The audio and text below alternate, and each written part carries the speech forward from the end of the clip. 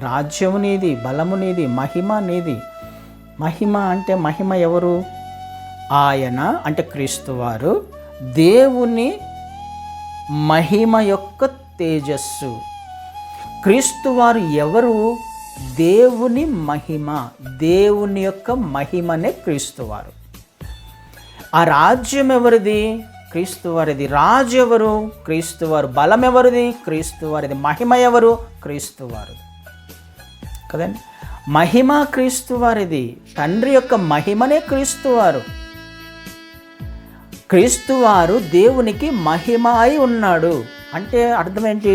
భూమి మీద నిన్ను మహిమపరిచితిని. క్రీస్తువారు తండ్రికి మహిమ అయి ఉన్నాడు.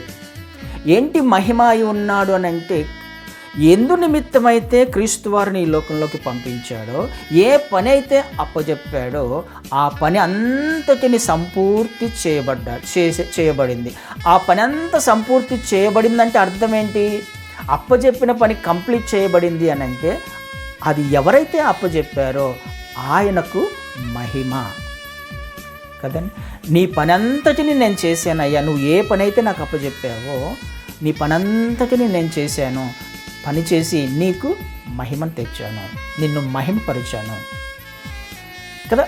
క్రీస్తు వారి జీవితం అంతటిని ఒకసారి గమనించినట్లయితే ఏ సమయంలో ఏ సందర్భంలో కూడా దేవుని చిత్తానికి వ్యతిరేకంగా జీవించాలా, ప్రవర్తించాలా, ఆలోచించాలా, మాట్లాడాలా. ఆయన ప్రతి క్రియ కూడా, ప్రతి ఆలోచన కూడా 33.5 సంవత్సరాలలో తండ్రికి మహిమ తెచ్చే విధంగానే జీవించాడు.